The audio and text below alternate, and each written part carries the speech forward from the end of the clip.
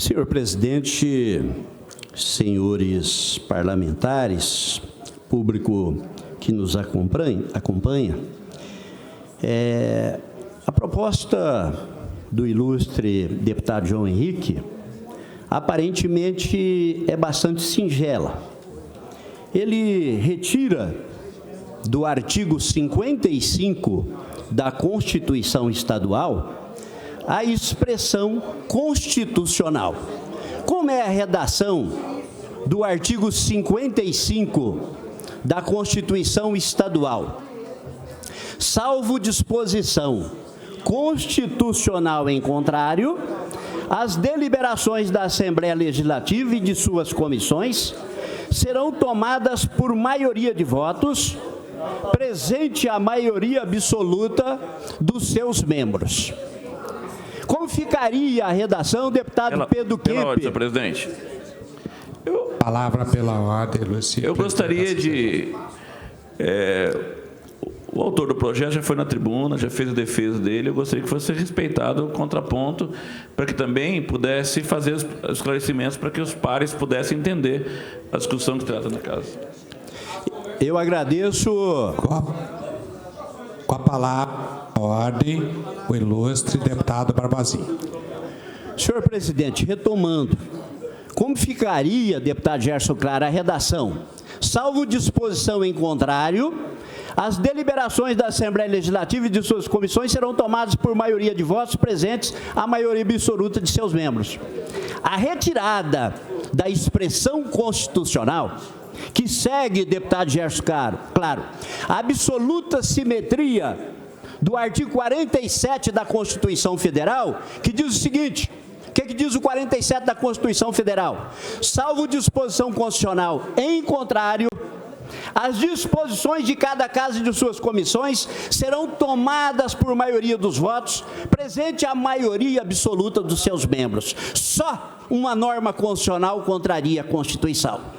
Na proposta do deputado João Henrique, qualquer lei infraconstitucional altera o quórum, muda o quórum. Nós estamos alterando aqui o princípio da suficiência da maioria consagrado pela Constituição Federal.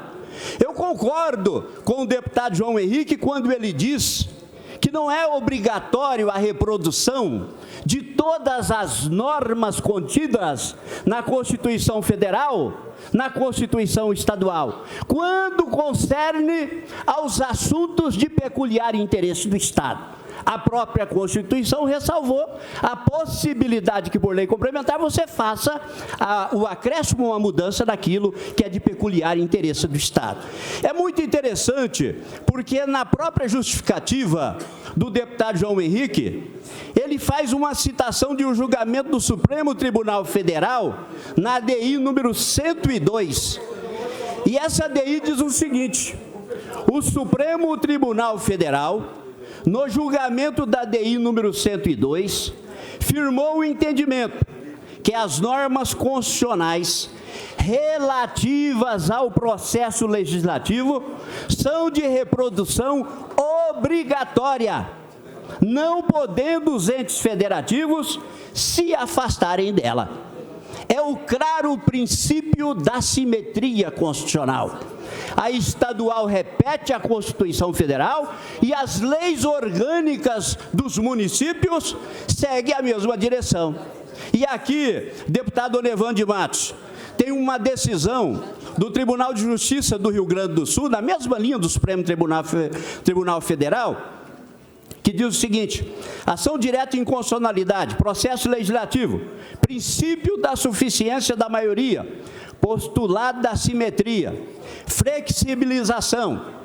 Aí diz, em relação ao quórum de deliberação parlamentar, vige no sistema constitucional brasileiro o princípio da suficiência da maioria, artigo 47 da Constituição Federal de 88 e artigo 51 da Constituição do Estado do Rio Grande do Sul, que com fundamento no postulado da simetria, artigo 29 da Carta Federal de 88 e artigo 8º da Constituição do Rio Grande do Sul, que segue a mesma simetria da Constituição do Mato Grosso do Sul, deve ser transplantado para o processo legislativo municipal. Assim, lei orgânica municipal não pode exigir quórum qualificado para aprovação de projeto de lei local, nas hipóteses em que a Constituição estadual, por simetria à Carta Federal, não o faz.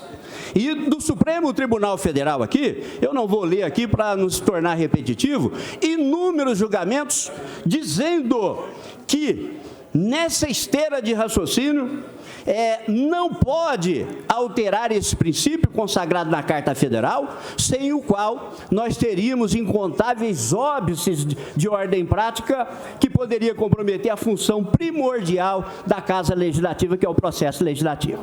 Na verdade, o deputado João Henrique, eu compreendo, isso aqui brotou e ele faz a citação, inclusive, na sua proposta, na discussão de uma moção de repúdio, onde a lei orgânica exige o quórum de 4/5 e a mesa, fazendo a interpretação correta, ao meu entender, do ordenamento, deu o princípio da suficiência da maioria quando a lei infraconstitucional choca com a Constituição estadual, que é a linha, que é a bússola, é ela que orienta. Na medida em que você retira do texto constitucional, deputado Londres, a expressão constitucional, você fragiliza a Constituição para que qualquer lei orgânica modifique. Portanto, deputado João Henrique, o que nos fortalece é a possibilidade da alteração do regimento, isso nós podemos fazer.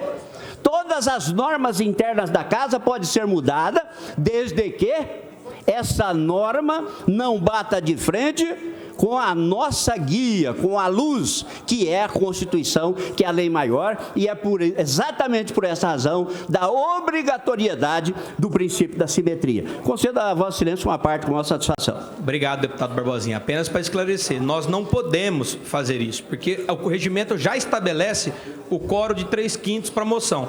Por que o quórum de 3/5 não vale? Exatamente porque a Constituição diz que a norma tem que ser de caráter constitucional. E apenas para fazer uma correção, o projeto não visa autorizar lei ordinária se sobrepor sobre a Constituição estadual, principalmente porque nessa casa, na primeira questão de ordem decidida pelo presidente Paulo Correia, ficou garantido que a norma, é óbvio, mas que a norma da Constituição estadual sobrepõe sobre o regimento interno naquilo que eles conflitam. Por isso é a ideia, se tirar a palavra constitucional, a Constituição já prevê todos os quóruns que ela quer, porém ela não estabelece, por exemplo, para moção. Então, quando ela não estabelecer nada, nós não podemos, via legislação infraconstitucional, via regimento, alterar. Esse é o problema. Então, não existe espaço com esse caminho. E o princípio da simetria, que eu mencionei, e Vossa Excelência colocou no parecer, como contrário ao argumento colocado por nós, era exatamente nesse sentido. Vossa Excelência colocava que ele tinha que ser replicado por hierarquia. E aqui nós temos caso que é exatamente o oposto. A lei federal diz que nós temos que ter veda a reeleição para a mesa. E o regimento e a nossa Constituição autorizam o contrário. Então, só para dizer que, no que se refere à regulação nossa, quem determina, quem dá a palavra final somos nós, é o regimento. Apenas esse esclarecimento que eu queria fazer. A ideia não é sobrepor norma sobre norma, é dar espaço para que nós, através do regimento interno, construamos um parlamento mais forte. Obrigado pela parte de Vossa Excelência. Deputado João Henrique, eu encerro aqui dizendo mais uma vez que Vossa Excelência, ao invés de mexer no acessório, já caminho para o encerramento, mexe no principal. E quando a mesa ela fez a interpretação daquela votação, é que no sentido do nosso regimento interno aqui, as moções de protesto são vistas como requerimentos. E aí a interpretação se deu à luz da Constituição e do próprio regimento. porque está lá no 173, serão inscritos e dependerão da deliberação do plenário os requerimentos estão especificados nesse regimento e os que solicitem moção de protesto, e a moção de repúdio entra dentro da linha de moção de protesto. Portanto, eu finalizo aqui dizendo que a Constituição ela deve ser preservada sempre, e a lei não usa expressão inútil. Quando o legislador colocou constitucional em contrário, significa que só uma norma constitucional em contrário pode modificá-la. Na medida em que eu retiro isso, eu fragilizo a Constituição, que deve ser sempre o norte a ser seguido. Muito obrigado, senhor presidente.